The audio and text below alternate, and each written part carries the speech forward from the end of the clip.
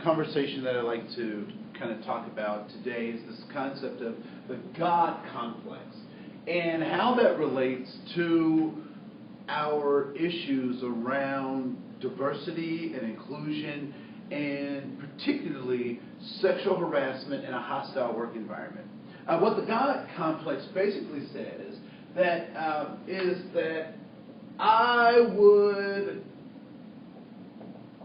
like to be God.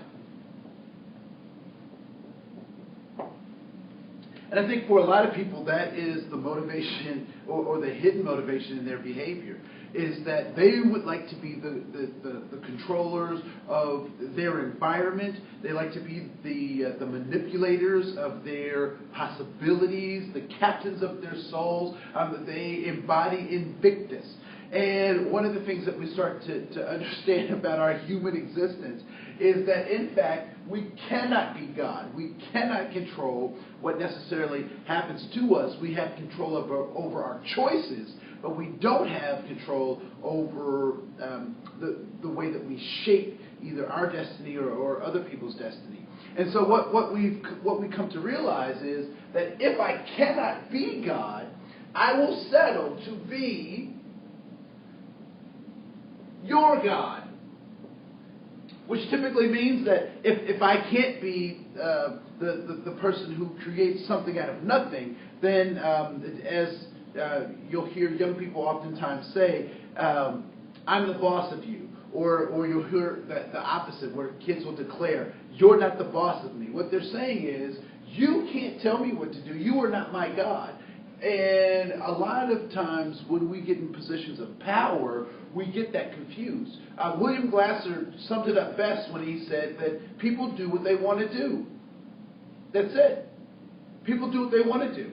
Our job as leaders is not to get in the way of them doing what it is that they want to do, and actually to corral or to help people focus on what it is that the organization wants them to do, and not necessarily what we want to do.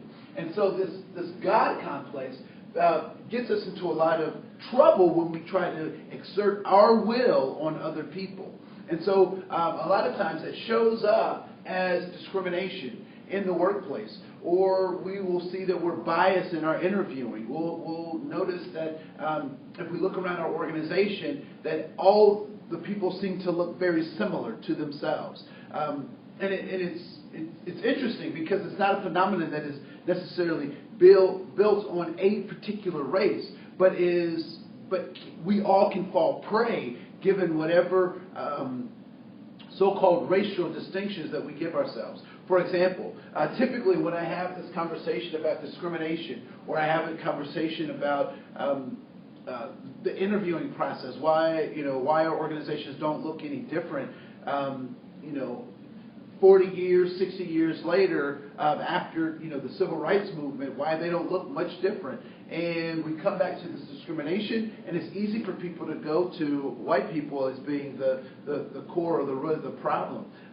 But I've had some consultations with folks that are in Texas, where the large Spanish-speaking population does not believe that people who don't speak Spanish can be beneficial to the organization. So, and then I've also been in settings where African Americans will only hire or look after African Americans, and so those things become problematic in terms of looking at how our organizations move forward in productive ways. And so I want to spend some time talking about this idea of discrimination. We're going to talk about impact versus intent, and intent versus impact. We'll talk about micro-inequities and microaggressions, and we'll also talk about some important legal opportunities that we've had to really advance.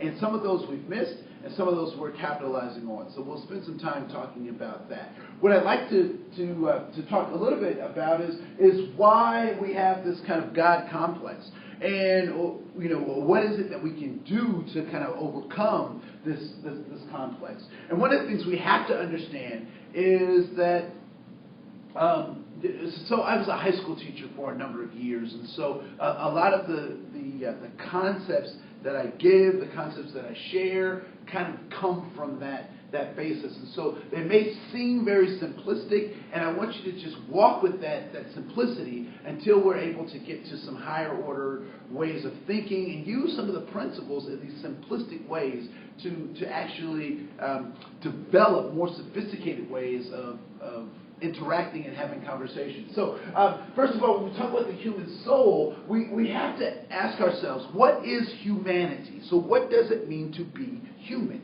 Who is a human? How do humans act? What do humans do? What are our expectations of humans that we don't necessarily have of my dog?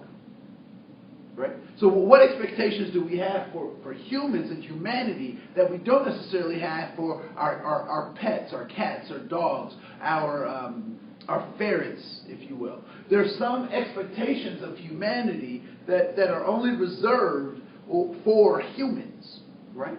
And so some of those things are, we expect humans to be empathetic. We expect humans to bounce back from hard times. We anticipate that human beings are able to negotiate conflicts, that we live by rules of law, that we'll be civil, that we'll interact in ways that benefit all of us, that our relationships will be mutually beneficial. Those are some of the things that we expect, the highest things that we expect of human beings. We also know that human beings fall short of all of those high expectations.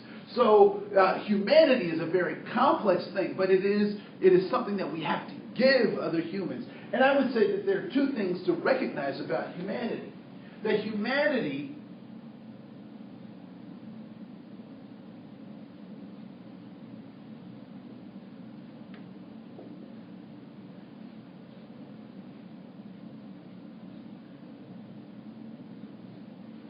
that humanity can only be recognized when we see someone else as being human. So our humanity is recognized when I see someone else as being human as well. And so when I am in authentic relationship and I recognize someone else's humanity, that actually helps to define my own humanity.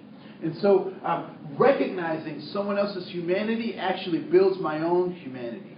At the same time, that recognition is great, but I also have to be in service of other human beings because they will also be in service of me. And so our best examples of humanity, or what it means to fully be human, are those individuals in our history that have given service to our humanity. And so therefore their humanity is magnified and amplified. And just a few names that I'll drop in terms of looking at service as a way to define your humanity. Gandhi was one of those individuals. Mother Teresa was one of those individuals. Jesus Christ was one of those individuals. Reverend Dr. Martin Luther King was one of those individuals.